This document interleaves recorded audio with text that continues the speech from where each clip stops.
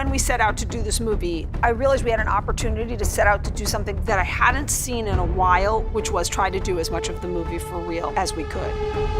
The open road sequence in particular had many insane moments of Gal flying towards the car, Chris Pine literally climbing up and standing on top of moving trucks and fist fighting, and so many of those things in that open road sequence were dangerous and hard to do and scary and difficult, but thrilling. And I think that really shows up on the film. I think that Patty really knows how to craft such a complicated project.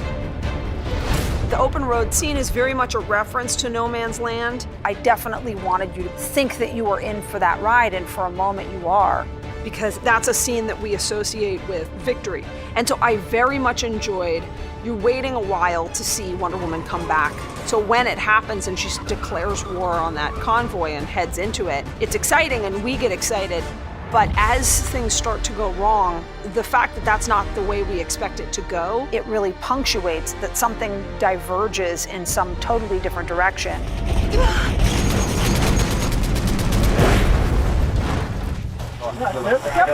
When we get to that, camera's here in this lane.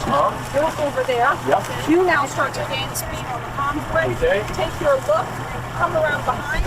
You stay in front the whole time. When you get parallel to Pedro, you guys stop, hold up to Pedro, and you go through her back.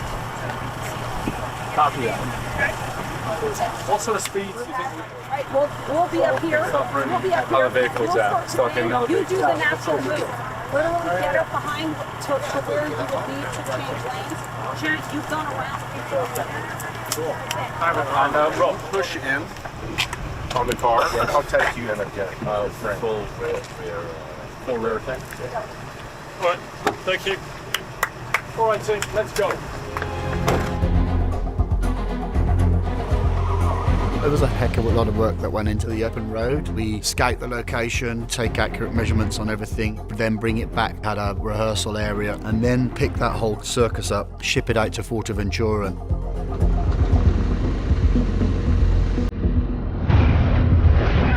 When it gets windy here, the dust is terrible. The workshops, they're all covered in dust.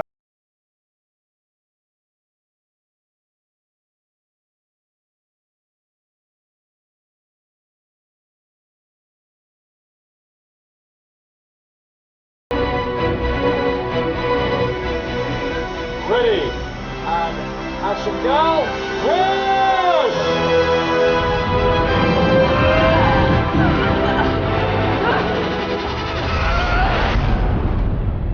It was an interesting thing to figure out how to do Gal running so fast that she could compete with cars. The car chase is very different when you then have a live person running around outside of that car chase. You've got her running through the middle of it, dodging bullets, pushing trucks out of the way. It can look really cheesy and roadrunnery. So that took a lot of fine-tuning to try to figure out how to not make it a blur effect, but help make it look cool. So that was very, very tricky, to have her running fast but not have her legs moving 100 miles an hour. We were just coming up with rigs between ourselves and special effects. The treadmill, we had one that we could move it down the street, and then we would have her on a wire to basically sort of give us the feeling that she's running and pushing this truck, to get those kind of close-up moments of her really sprinting in and out of cars, really. And then the truck flip.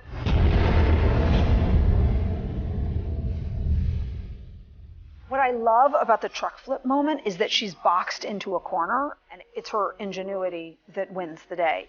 She's under fire. She's realizing something's wrong. She's really struggling, but she figures out a mechanical thing that will change the dynamics and executes it. The idea is that Wonder Woman slides underneath this truck. She kicks the prop shaft down, it digs into the ground, and it flicks her up through the air. While that happens, the truck was going to go onto its nose and back onto its roof and skid along. We are about to do a 360 flip on this Ural truck behind me. And we've been prepping for this probably for about 6 months. So it's a big day, and we've got 2 goes at it today. We've already done 3 tests, and all very successful, so fingers crossed today will go well. So for it to work, we decide whether it's going to be a pyrotechnic flip or whether it's going to be a high pressure gas, and we went for a very large nitrogen cannon. So basically, as the truck comes down the road, as soon as we get to a certain point, I press one button and I can see the cable release. Then I press the second button, and then all of the 2,500 pounds of nitrogen fires. The valve just opens, closes, fires all the nitrogen out, which flips the truck over.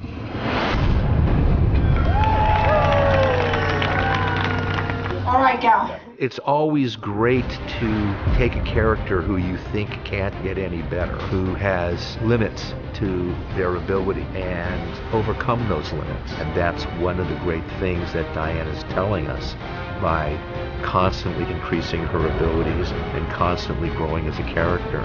I love that it's such a heroic moment from someone who's struggling and able to pull it off because of just how smart they are. It was a fun journey, an extremely difficult scene to do.